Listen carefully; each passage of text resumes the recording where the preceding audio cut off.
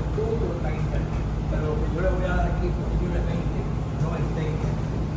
Antes de empezar, ese mural que ustedes están viendo ahí viene a ser la pieza que une dos talleres. El taller de madera, de escultura en madera, que se dio anteriormente por el maestro Freddy Cabral, y este taller de cerámica fatal, cerámica total, que estaban a darse cuenta del por qué lo llamamos así. Entonces, ese mural fue el producto de un invento que nació de un error. Y entonces, como este es un taller de errores, también ustedes se van a enterar de cómo se realizó ese taller y por qué se inició. Sobre lo inédito, pueden buscar, van a ver que los trabajos son bellísimos por el diseño y por los colores, a veces, muy rara vez se usaron el negro. La pieza emblemática de la sala prehispánica de García Arévalo es precisamente un gran plato que tiene un diseño en negro, pero muy breve. ¿Qué usaban ellos? Eso es muy importante a la hora de ustedes investigar, porque el propósito también de este taller es que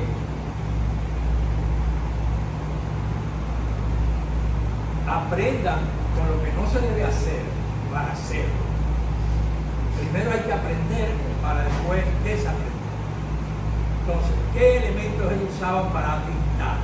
Ellos usaban colorantes naturales, como la vija, por ejemplo, el jugo de las aguas verdes, que da un negro espectacular. También usaban los mangles y sacaban de ahí unos extractos para pintar, y naturalmente el caolín para los blancos. El caolín es un barro, una tierra más fina, más elaborada, más pura, vamos a decirlo así. Y hablando de barro, inmediatamente decirle que la isla está llena de barro, y el barro de nuestra isla tiene mucho óxido de hierro. Por donde quiera que usted coja va a salir roja, y en las minas de barro blanco, que se dice barro blanco, siempre va a haber un tinte rosado, porque la marca, la impronta del óxido de hierro es muy fuerte. El mapa geológico dominicano es interesantísimo. Tenemos la ventaja de ser una isla que agrupa microclimas diferentes, y eso da una geología increíblemente variada. Ustedes, bueno, los que les gusta la historia natural también sabrán que se han encontrado dientes de tiburón en las cordilleras arriba, o sea que la isla entera estaba hundida en algún momento. Estamos hablando de Ribeirão, pero eso le da que hay bauxita, que hay hierro, que hay oro, todavía están sacando oro, hay plata, hay de todo.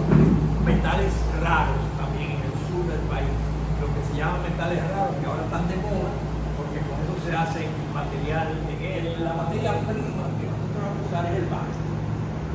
Tenemos barro rojo y ese barro blanco, y tenemos el caolín, que es más puro, más blanco.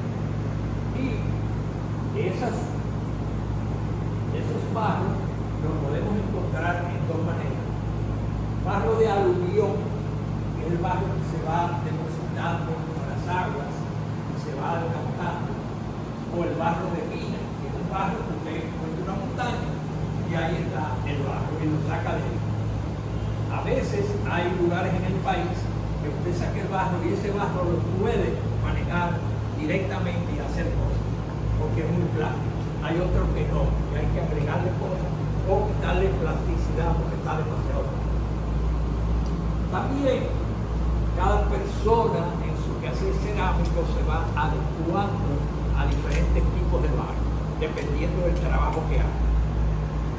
Hay personas que son muy detallistas, que necesitan un barro muy plástico para que sea fácil de moldear y modelar, mejor dicho, modelar lo que ustedes están haciendo. Y hay otras personas como yo que son prácticamente agresores, porque yo ya no le puedo dar golpe a nadie porque lo de al barrio. Y ahí uno libera tensiones importantes.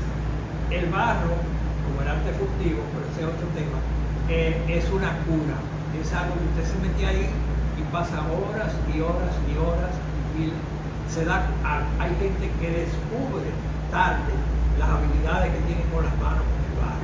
Nunca le puso la mano y cuando viene a ver dice, oh, pero mira qué bien se me da esto, yo hago una carita, hago esto, hago lo otro, así muchas cosas. Lore. Los ceramistas arahuacos, ¿eran mujeres o los hombres también trabajaban en el bar? Bueno, ya metieron el tema de instrucción. Vamos por Como ya. No podemos Vamos. llegar al ring. Esto es muy importante porque es muy conceptual. Casi. Oigan bien, esto que tenemos aquí es una escuelita. Una escuela, mala o buena, pero una escuela. En las escuelas hay diferentes tipos de personas. Hay uno que se le da muy bien todo, hay otro que hace las cosas, pero la hacen punto, y hay otro que la hacen mal. En las escuelas pasa eso. Y aparte de eso, también hay niños que imitan lo que están haciendo los mayores. Entonces, cuando usted estudia la arqueología, cuando usted estudia los trabajos hechos por los indígenas, no tiene que estudiarlo primero situándose en ese mundo, no situándose ahora que tenemos esto. No, es allá. Y saber qué actividades ellos siguen. ¿Qué actividades hace una comunidad indígena? Todavía hay comunidades indígenas en el sur, en Colombia, en Brasil, que no le han puesto la mano. Entonces usted va a esas comunidades y estudia lo que hacen. ¿Qué hacen? Hacen cosas de barro para comer y para beber, que es normal, pero también hacen cosas de barro para rituales, para cosas místicas. Entonces hay diferentes niveles de creadores, vamos a decirle así, que van a hacer eso. Y en este afán, como era aquí también, tanto hombres como mujeres hacían el trabajo. Las mujeres más en el tema de hacer la olla para la cocina, para la vaina, para el plato, todo eso, pero ya la parte religiosa se daba el tema de que eran gente especializada, hombre o mujer, eso no tenía que ver, era el que tuviera la habilidad para hacer las cosas. Entonces hay que ver, cuando usted va a un museo que presenten esto, hay que verlo con esa visión, la visión objetiva de primero tratarse de situar en esa época, ver las comunidades que hay ahora que todavía hacen lo mismo y ver para qué lo hacen y cómo lo hacen. Y saber también, porque a veces uno ve una pieza y dice, ay, pero mira, qué mal, pero a lo mejor fue un niño que hizo eso, que se puso a imitar lo que hacía. Y ese es el que va a seguir trabajando eso y se va haciendo un artesano perfecto, ¿verdad? Como hay cosas que hacen. Pero más o menos esa es la respuesta que te doy. Sí, había mujeres trabajando, hombres trabajando y hasta niños trabajando. Porque dentro de todo también aparece un niño curioso, sí, que se sale de... Un inventadorito, un inventadorito. Bien, entonces, lo que le quiero transmitir también, hay una par de 3 hojas ahí que yo escribí, que después la leo con calma, donde yo les explico de que hay muchas cosas que influyen en el arte, cualquier sea el soporte que usted utiliza, si utiliza el canvas, o si dibuja, o si utiliza cerámica, o hierro, o la madera, lo que sea. Y entonces, el artista debe leer mucho, observar mucho, investigar, tratar de ir un poco en contra de, y eso lo verán en el momento que empecemos a trabajar con los colores, verán cómo se hace, se trata de burlar lo que se percibe. Le voy a dar, por ejemplo, le voy a hacer un ejemplo en la fotografía. Cuando nosotros empezamos la fotografía, la rudimentaria, artesanal, prácticamente, lo que le llaman análoga, había que hacerlo todo, había que tirar la foto, copiar, revelar, todo eso. Y los líquidos, los materiales que usábamos, venían con sus informaciones específicas. 2 cucharaditas de esto, 3 cucharaditas de esto, 4, pero los líquidos eran carísimos y uno a veces decía, bueno, pues en vez de 2 vamos a echarle 1,5 a ver qué pasa. Pero está funcionando y funcionaba. Pero al cabo de 3 años tú veías la foto y veías que esta se había degradado más que esta. Eso es porque tú estabas quizás haciendo una trampita que se podía hacer cuando el resultado era inmediato y tú no necesitabas que eso trascendiera. Pero ya cuando tú ibas a hacer una foto para que perdurara en el tiempo, entonces había que hacerlo con todos los requerimientos de los materiales que se te ofrecían. En la cerámica pasa igual. Pasa lo mismo. Viene un pote con unas instrucciones y te dice, por ejemplo, déle 3 veces para acá y déle 3 veces para acá. Entonces tú un día te da la gana de no darle 3 veces, le das así y le das así y ve qué pasa. Entonces a veces te encuentras, porque el fabricante también quiere que tú le compres más su pintura. ¿Verdad? Eso como el médico y como nosotros los fabricantes de medicina, que hacemos medicina y después buscamos qué enfermedad le vamos a poner esa medicina. Y al revés, las grandes compañías productoras de medicamentos inventan una vaina y después dicen, bueno, ¿y ahora qué? Bueno, vamos a una enfermedad y vamos a ponerle el nombre y vamos a darle ese. Y premió esa obra. Y ahí empezó mi interés por conocer más de cerca al maestro. Y le pregunté que si era posible que yo pudiera ir a su estudio. Y él me miró y me dijo, si vas y no hablas, puedes ir. Imagínate, yo tenía 17 años. Entonces yo iba a su estudio, me sentaba en una sillita y no hablaba nada. Me pasaba ahí 2 horas mirando lo que él hacía. A la segunda vez, o a la tercera vez, no recuerdo, él me dijo, pásame ese pincel. Y esa fue la primera vez que él me habló mientras yo estuve con él. Yo fui, le llevé los pinceles, medio asustado, y volví y me senté en mi sillita. Y ahí él empezó a conversar conmigo, a decirme pequeñas frases, tráeme esto, ven acá, mira lo que pasa aquí, mira, y ahí fui yo aprendiendo con él. Paul Pincel, y la historia de él, murió muy joven, murió de 43 años. Yo le doblo la edad. Y él usaba el soplete y tenía una técnica que se llama temple óleo plastilus, una mezcla de pintura con óleo, con plástico y con un soplete él trabajaba esa técnica.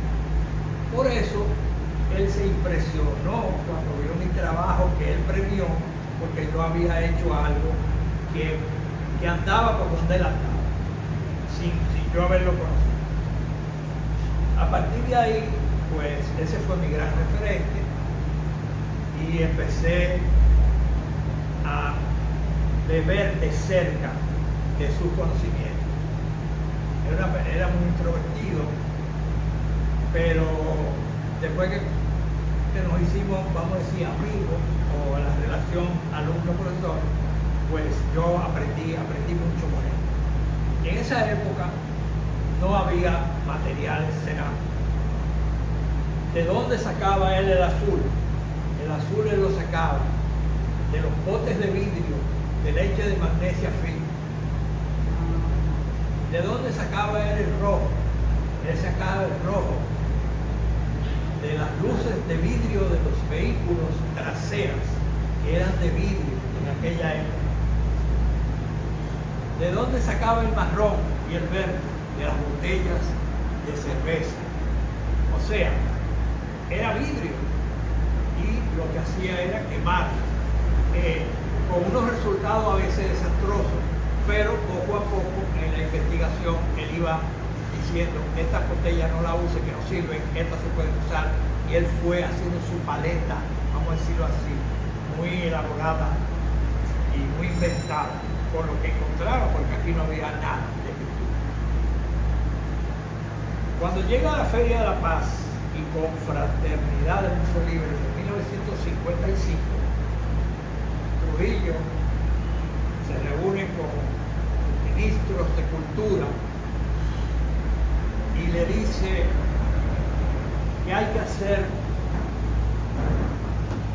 que hay que poner en la feria artesanía dominicana.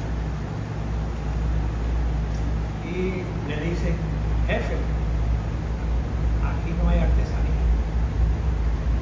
Dice, bueno, pero cuando se inaugura la feria, tiene que haber artesanía. Ya ustedes saben. En ese momento, el ingeniero Caro Álvarez, que luego fue director del Museo del Hombre Dominicano, que lo hizo y fue su primer director, fue a Cuba con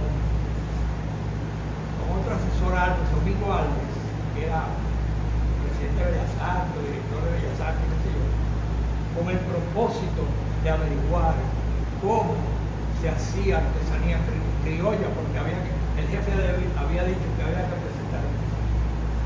Entonces se trajeron a un Leal, a un señor apellido Leal, y a un polaco que era diseñador. Lo trajeron aquí, le enseñaron la imaginería aborigen, y esa gente diseñaron lo que se llamó Neotaí. Hay un librito muy interesante y muy bueno de Bernardo Vega que publica las diferentes artesanías que se hicieron a partir de esos diseños indígenas nuestros, utilizando hueso, utilizando carey, en esa época todavía podía, utilizando chifle de vaca, utilizando madera, utilizando fibra, utilizando cerámica. O sea, desarrolló eso y se formó lo que luego se conoció como Senadarte. Senadarte, Centro Nacional de Artesanía. O sea, eso está allí, por el play. Eso está por el play, abandonado, politizado. No, ¿qué? Una vez yo traté de ir. Está bien. Está funcionando bien. Ah, mira, qué buena noticia. Tú eres del PRD, ¿verdad? Tú eres del PRD, ¿verdad? Ah, está bien. No, está bien, está bien. Déjalo ahí. No. Está funcionando. Está funcionando. Eso es lo importante. Está funcionando. Eso es lo importante. Está funcionando. Es importante, sí. Es importante señalar. Eso tuvo un declive grandísimo.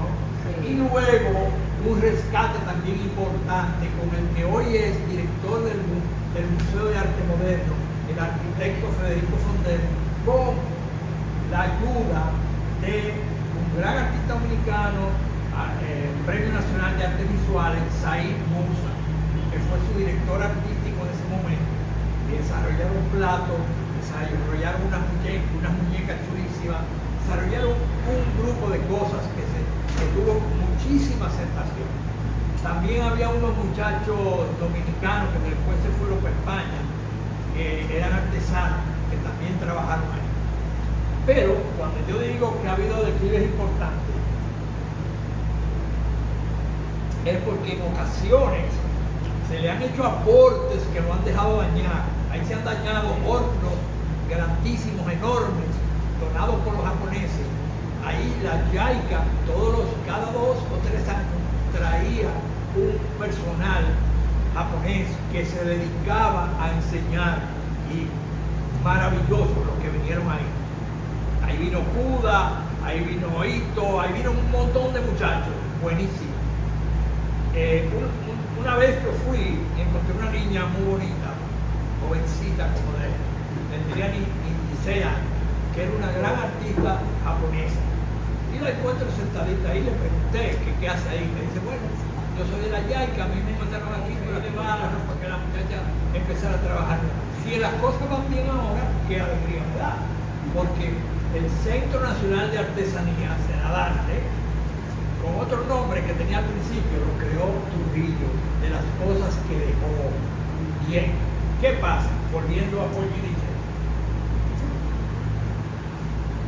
Trujillo le presenta una serie de proyectos para ambientar los pabellones que se van a hacer con murales. Le presentan a Colson, le presentan a Prat Ventos, le presentan a ¿cómo es que se llama? A Bela Zanetti, ¿verdad? Con sus diseños espectaculares, y le presentan a Yudicel. Cuando eso lo ponen sobre una mesa,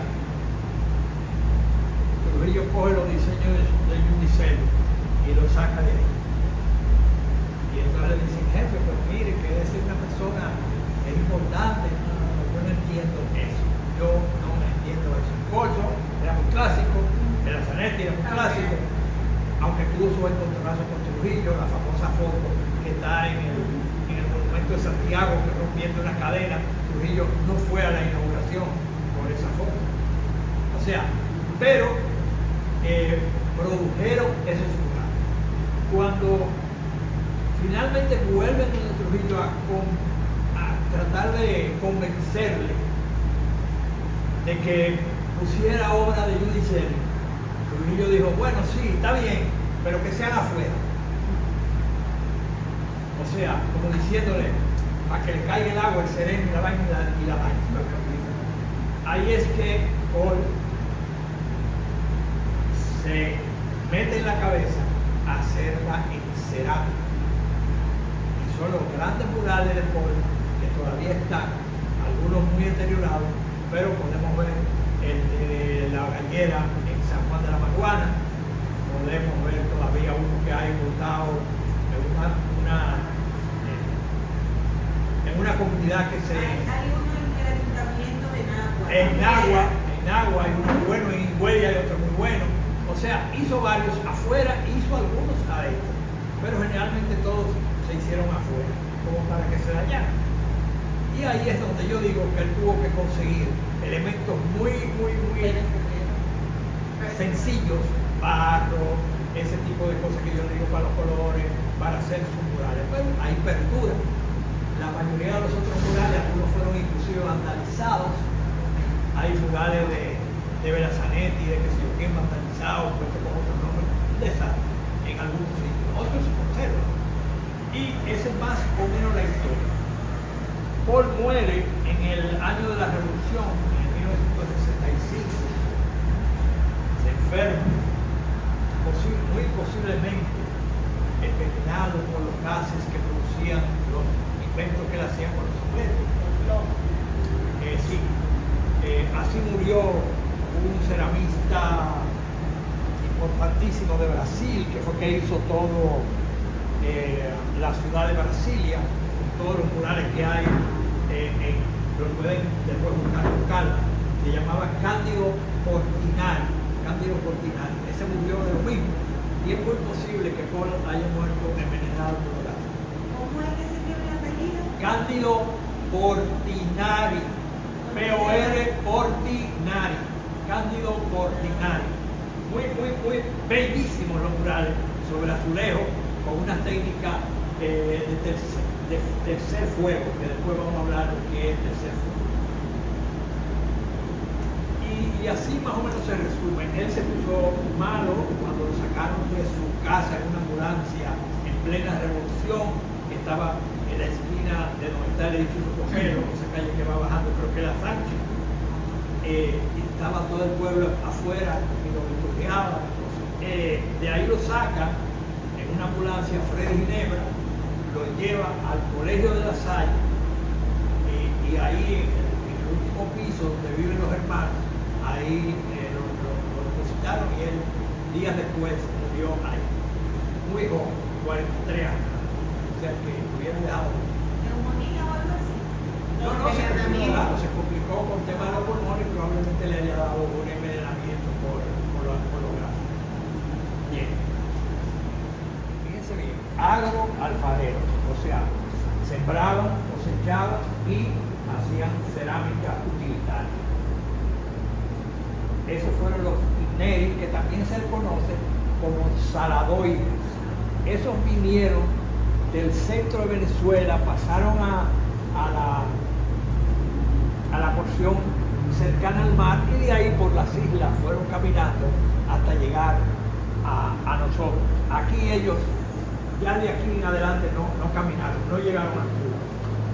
Y donde su mayor asentamiento está en la isla de Vieques, en Puerto Rico. Hay un arqueólogo dominicano que se llama Luis Chanlate, murió hace recientemente, que se pasó 20, 30 años en Vieques estudiando esa etnia. Nosotros aquí en la escuela nos enseñan casi todo lo que se enseña en la escuela aquí es mentira. Entonces nosotros tenemos que volver a repasar las cosas y tener un sentido más crítico. Y cuando nos enseñaban de los que habitaban la isla, decían los taínos. Esta isla nunca hubo taínos como etnia. Eran arahuacos insulares, eran arahuacos que venían de la Arahuaca venezolana y se asentaron en las islas. Pero ¿por qué taíno? Porque taíno quiere decir en el idioma de ellos, quería decir somos buenos. ¿Y por qué ellos decían somos buenos? Porque querían diferenciarse de los caribes y de los iguayos, que eran caníbales, que eran agresivos, que eran guerreros. Entonces por eso ellos decían taínos, y se les quedó el nombre de taíno. Pero aquí como etnia nunca hubo taíno.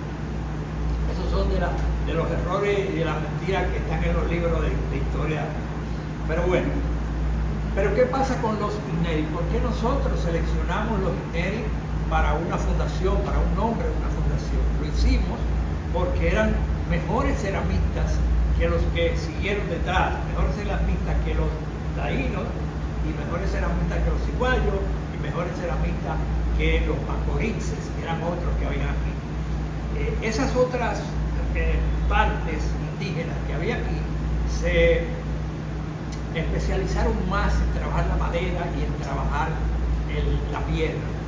Y el barro también hicieron grandes aportes a lo que es la construcción de ollas y demás, pero ya tenían otra concepción y utilizaban más bien el punteado y las líneas. Ya no pintaban como los Inneri. Los Inneri eran mejores diseñadores, pintaban en rojo y en blanco sobre rojo, a veces con algo de negro, y eso les daba unos coloridos muy interesantes a sus piezas. Rojo y blanco sobre rojo, que era la base del barro. Rojo y blanco sobre rojo, que era la base del barro, y al poner rojo sobre rojo le daba un tono como salmón que diferenciaba los dos rojos. Por eso que se habla siempre de rojo y blanco sobre rojo. Es interesante porque, como le dije antes, eran mejores ceramistas que los que vinieron detrás. ¿Y a qué se debe o a qué se debió ese mejor tratamiento del barro? A la quemada. Quemaban a más alta temperatura, por tanto tenían piezas con un sonido de más cuidado. Y trabajaban también con los espesores mucho más finos. Los que vinieron de fuera más ordinarios, vamos a decirle, aunque hay ollas en la producción de vasijas y de utensilios de barro, por lo que llamábamos o llama la gente taíno, para que ustedes puedan diferenciar. Una de las ilusiones mías con este taller era haberlos llevado al museo prehispánico de García Arévalo, pero está cerrado porque está en un proceso de organización, porque aparentemente van a poner parte de ese museo en la zona colonial, lo cual es una maravilla, ojalá que eso se pueda hacer. Pero ahí, precisamente en ese museo, estaba la génesis, o fue parte de la génesis de este taller. Porque en una visita que yo hice a ese museo hace muchos años, décadas, encontré el AO, que es el perro indígena taíno, arahuaco insular, que no ladraba. Él emitía sonidos, emitía gruñidos, pero no ladraba. Aparentemente, en ton de chanza, dicen algunos que cuando vieron a los españoles fue que se asustaron y no hablaron más. Pero bueno, así era ese perro. Y el perro que en la sala prehispánica de García Arévalo hay un ejemplar de un perro AO elaborado por los indígenas. Y ese perro tiene una particularidad, que es que no tiene orejas. Pero ¿por qué no tiene orejas? No tiene orejas precisamente por una falla al pegar la oreja en el cuerpo. Y se nota porque se le ve las incisiones en el lugar donde iba la oreja. Evidentemente eso no pegó bien, a lo mejor del otro lado no estaban las incisiones, que eso es algo de lo que vamos a aprender aquí, y por eso se desprendió en algún momento esa vez. Esa fue la inspiración mía para replicar ese perro y ponerle sus orejas. Y es el perro que se ha hecho famoso, el AO, que todos lo conocen en el arte ejecutivo, que ahora se hizo uno grandote en el Círculo Canino, en el Paseo de los Sitios, etc. Como ven, las fallas vienen a ser importantes, y eso es lo que nosotros tenemos aquí. Nosotros estamos haciendo aquí lo que se llama una reunión de fallas. Cuando usted hace un evento, cualquiera que sea, es importante al finalizar el evento hacer una reunión de fallas, reunirse y decir qué salió mal, qué salió bien, qué se puede mejorar, qué no debemos hacer, qué debemos hacer más. Y eso es esencial, no solamente en el quehacer cerámico, sino en cualquier actividad que ustedes hagan, pues tienen que pensar que después que se haga todo, aunque haya mucho jolgorio porque todo quedó bien, no, hay que reunirse y ver qué quedó bien, qué quedó bien. Contacto directo con algunos buenos profesores. Estuve en España 5 años en la Escuela Madrileña de Cerámica de la Moncloa, en Madrid, donde conocí grandes exponentes de la cerámica, donde fue maestro mío Yasser, Evan Kaufman en Israel. Después pasé una etapa muy importante en Cuba, muy importante para mí. ¿Por qué? Porque en Cuba, en la época que fui, periodo especial y después, antes y después, o sea, complicadísimo todo, no había nada. Ellos habían hecho una gran inversión en el arte, habían comprado de todo, pero en ese problema de que no tenían nada, entonces empezaron a inventar. Ellos mismos se hicieron sus herramientas, ellos mismos se hicieron sus pinceles, ellos mismos formularon sus barros, ellos mismos hicieron sus esmaltes con tierra y inventando cosas. O sea, fue un gran aprendizaje de cómo resolver cosas sin tener la ventaja que teníamos nosotros aquí, que aquí todo era, tú lo podías buscar en Estados Unidos. No, en ese momento aquí había de todo, porque aquí hubo una fiebre de cerámica en los años 70, que vinieron hornos eléctricos y demás, y que se va al fondo cuando empieza el problema eléctrico. Cuando empieza el problema eléctrico, tú empezabas tu horno, subía la temperatura y de momento se fue la luz. Ahí empezaba a bajar.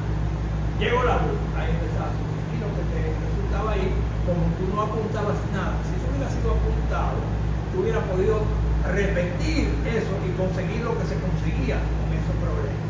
Pero bueno, eso no se hizo. La gente empezó a vender sus hornos porque no podía. Después la luz se disparó, altísimo, era un lío.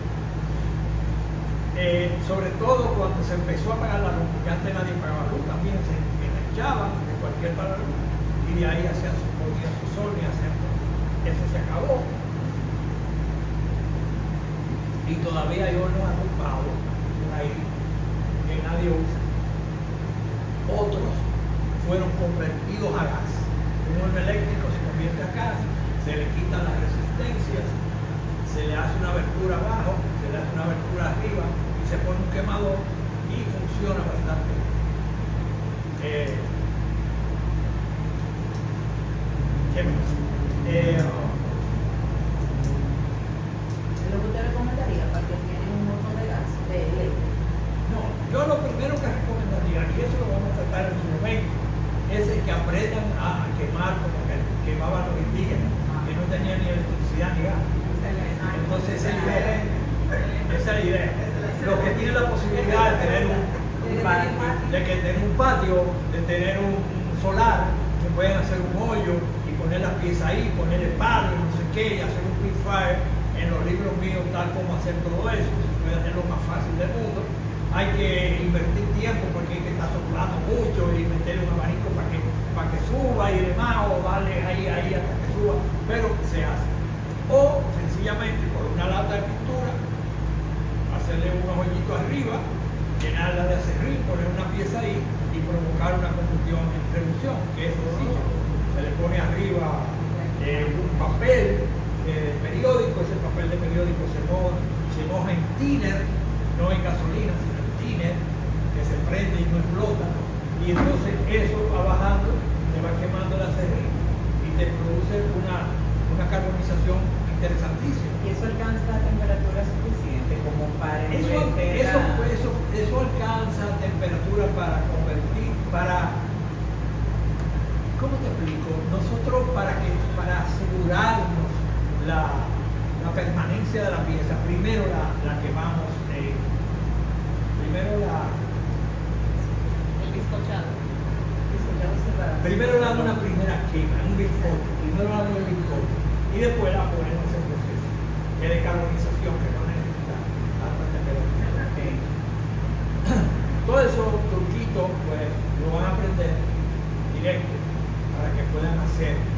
Con una lata, usted le da su hoyo, la pone en el patio y ella se va desgastando. Le pone fuego y arriba el periódico continúa. Sí, es importante y hay que seguir soplando hasta que todo arriba tú ves que se prende. Y entonces le pones tu tapa que tiene un hoyito arriba y por ahí se va bajando. Con la misma tapa tú tienes ese truco. Todo eso tiene ese truco y vamos a ver si lo ponemos. Volviendo a eso, el tema de los hornos es interesantísimo. Los cubanos, cuando yo fui, quemaban en hornos de leña. Y era todo un happening, porque la quema en horno de leña grande, ellos lo llevaban de charamico, una cosa parecida a los charamicos de aquí, pero ellos tienen un nombre a ese palo, un palo que invade, un invasor. Y eso pero eso era un happening. Había que beber, había que comer, había que seguir bebiendo, porque eso duraba hasta 2 días. Ay, mi madre. Un happening, me gusta los happenings. Como haciendo cargo. Parece una buena idea. Sí. Cuando yo traje aquí a buscar la serie, yo iba a los seminarios, me invitaban a un seminario en Camagüey, inclusive una vez alquilando. Yo alquilé un avión aquí y me fui con 23 tipos de aquí para allá. Ahí andaba Federiquito Fondel, San Giovanni, andaba el maestro Ulloa, la familia Mintera, andaba Mauri, andaba un montón de gente y fuimos en un avión, aterrizamos en Camagüey con jeep y tanque guerra a los lados porque no se sabía lo que era un avión con muchísimos colores que había aquí, un avión chulísimo.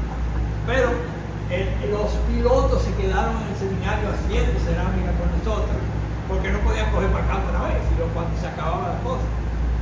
Gozamos un montón. Entonces, aprendí mucho lo que le digo de trabajar con cosas que sin tener, cosas que tú no tenías.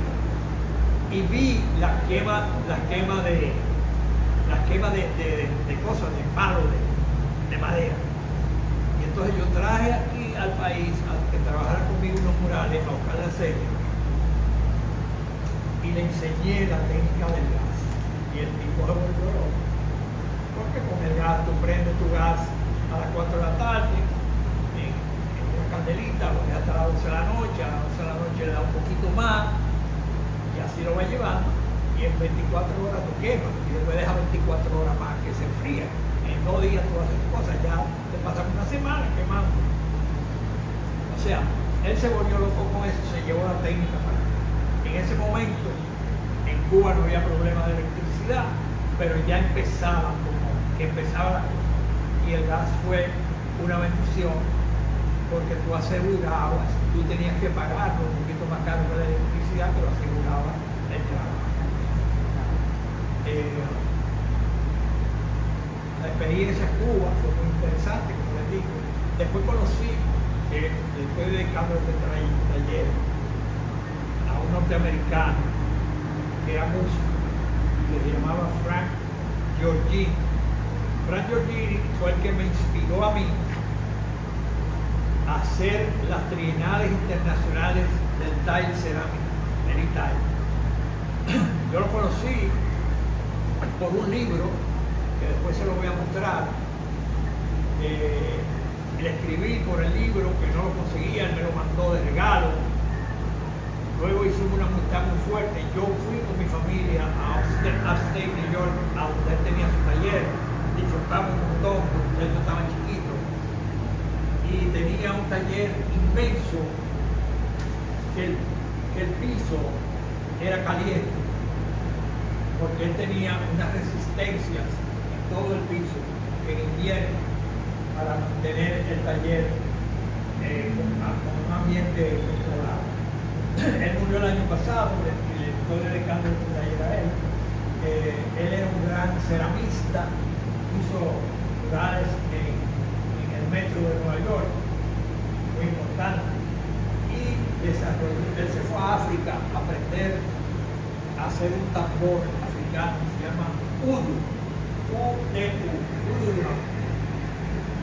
Se hizo tan famoso haciendo sus Udu que esos Udu, o algunos de ellos, creo que 2 o 3, están en el museo en el MoMA, el Museo Metropolitano de Nueva York.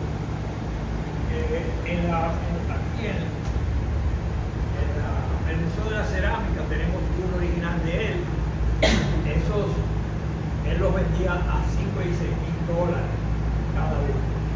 Entonces después una compañía norteamericana le ofreció el royalty de hacer los drones para los Udu, para que fueran más baratos, para que mucha gente lo pudiera comprar y darle a él un beneficio de eso. Y así se vendieron muchísimo. Él trajo 2 al país. Uno me lo regaló, que es el que está en la fundación, y el otro, por instancias mías, él se lo regaló a Boba, Isidro Bobadilla, es el percusionista de Juan Luis Guerra. Y son los únicos 2 originales que hay aquí. Puede haber otra vez. El profesor maestro Enrique Rollo los hace muy bien, con buen sonido. Y es sencillo de hacer, o sea, hay que ponerse en eso. Volviendo al barro ahorita que brincamos y a la técnica del quemado. Los Igneris habían desarrollado algo que ellos le llamaron guaguaré. El guaguaré es un engobe muy fino que en el mundo cerámico se conoce como terra sigillata. Se escribe así mismo, terra, de tierra, y sigillata, con 2 L, sigillata. Lo pueden buscar y van a ver. Ya les enseñaré cómo se hace la tierra sigillata. Es otro de los procesos que nosotros vamos a hacer. Y cómo, volviendo al tema también, cómo modificar. Porque hay que inventar. Y tratar de conseguir con que se le dañe el trabajo. Es muy triste. El horno es un juez. El horno es un juez. Después que tú te pasas horas haciendo un trabajo, todo se puede dañar al tú decorarlo, al tú pintarlo, al tú quemarlo. Entonces, hay siempre que estar con los dedos cruzados, cuando tú pones tu horno, tratar de llevarlo bien como debe ser.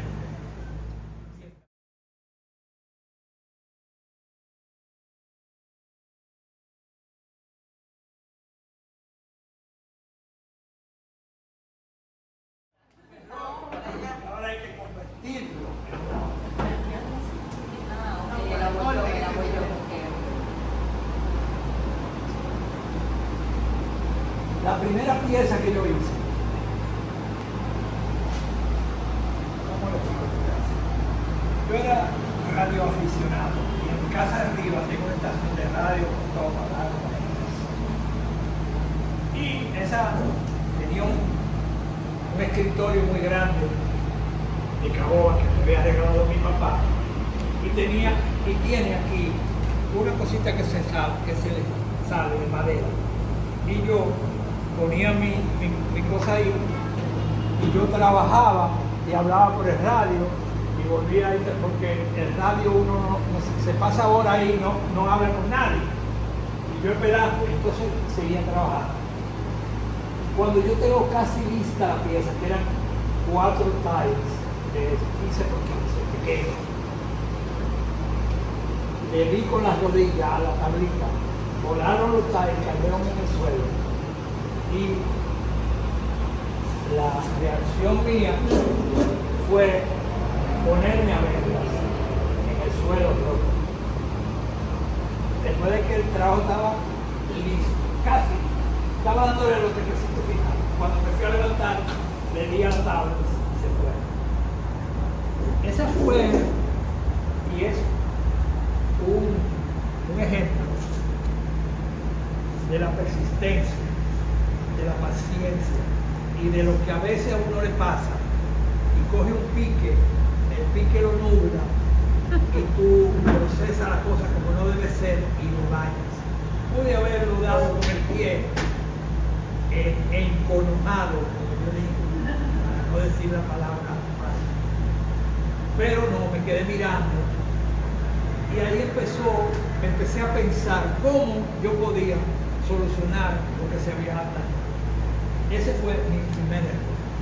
Y poco a poco cogí una pieza con otra y la fui subiendo, la armé de nuevo, hay algunas que no tenían solución, las separé, las sustituí por otras y volví a pintar. Eso pasa mucho en la vida, de que tú haces algo con todo el placer del mundo, siempre que al final te sale mal, pero uno tiene que ser persistente para tratar de lograr lo que quiere. Aquí no pasó nada, aquí puede ser inclusive más traumático, pero de ahí usted puede sacar algo que sea diferente, que sea un aporte, que ponerse a pensar, ponerse a ver qué voy a hacer, en vez de cogerlo y romperlo y estrellarlo. Ese, para que vayan cogiendo el concepto de este curso, que es de trabajar con los errores. Aquí tenemos las herramientas, ¿verdad? Y ahí ustedes van a ver todo lo que conocen, un delantal, los alambres de corte, todo eso lo vamos a ver, las esponjas, los alambres y punzones, todo eso está ahí bien. Eso es, ¿cómo te explico? Eso es lo que está en todos los libros, eso, ahí no se inventa nada. Pero lo que se inventa es la última parte, con el número 13. Que por cierto hay gente que le tiene miedo al 13. O le tenía. Ese es mi número de la prima rica. Después que. Como yo nací ese día, yo no tengo problema con el 13. Después que Alex Rodríguez popularizó el 13, la gente se volvió loca con el 13. El 13 habla de las tuyas. Cuando hablamos de herramientas, allá abajo son herramientas que son de todo el mundo, pero hay herramientas que son tuyas, que nadie le debe poner la mano, que tú no le prestas, que tú no le prestas a nadie, etcétera, etcétera, etcétera, que puede ser tan sencilla como eso. Eso es una cegueta que se rompió y se le sacó filo y con eso corta lo que otras cosas no cortan, nada más esta cegueta que lo corta. Y uno se va acostumbrando a una serie de herramientas que uno va haciendo. Ahí los cubanos son particulares. Ellos cogen un tubo de gas, de estufa, ustedes saben esos tubitos de gas de estufa, cogen un alambrito y le dan una vuelta, lo meten en el tubo y con un alicate presionan y ya tienen una herramienta que en Estados Unidos te cuesta un dineral. No un dineral, pero te cuesta mucho dinero. Ellos como no tienen la facilidad, se aconseja tener 2 juegos de las herramientas que uno quiere. Y Y hay una frase que a mí me decían cuando chiquito, sobre todo mi padre, que me contaba muchas cosas. Mi padre tenía una característica, él compraba cosas y cuando le llevaba a mi casa no decían que era de él, me dice me la prestaron. O sea que ya de hecho había un stop de que tú no podías poner la mano en esa vaina porque eso no era alquiler. Y a veces entonces cuando te prestaba algo te decía que sepa coser y que sepa bordar. O sea, que tú te la doy, tú me la tienes que dar para yo ponerla donde. Entonces, con esto pasa lo mismo. Con las herramientas usted tiene que tener un espacio secreto que nadie le ponga la mano a esa herramienta. Y otras por allá, igualitas, para cuando pasa lo siguiente. Yo vengo aquí, comienzo a trabajar con esto, me llaman por teléfono, yo salgo y lo pongo ahí. Pero yo lo tenía aquí. Y no hay forma de que yo lo encuentre, porque ahí no lo voy a buscar porque yo no lo dejé ahí. O yo creo que no lo dejé. Te vuelve loco, entonces tienes que resolver algo y no lo tienes. Entonces tienes que ir a buscar la otra. Usarla y volverla a poner en el sitio, entonces empezar a buscar tu cosa después que tú arreglaste lo que ibas a hacer. Esos son trucos que uno tiene que aprender. En estas cosas negras hay unos styles que han sido hechos especialmente para ustedes. Yo quiero que cada una, allá hay varios, aquí hay varios, cada una tome uno y lo trabaje con todo lo que pueda tener hueso. O sea, con las manos, con los dedos, con un lápiz, con lo que tenga, con lápiz, con lo que tenga arriba, con un botón, qué sé yo, con lo que ustedes quieran y hagan algo ahí. Sin usar la pieza, Sin usar nada de esas piezas que están ahí, sino lo que ustedes tienen arriba, que es chamota. Chamota es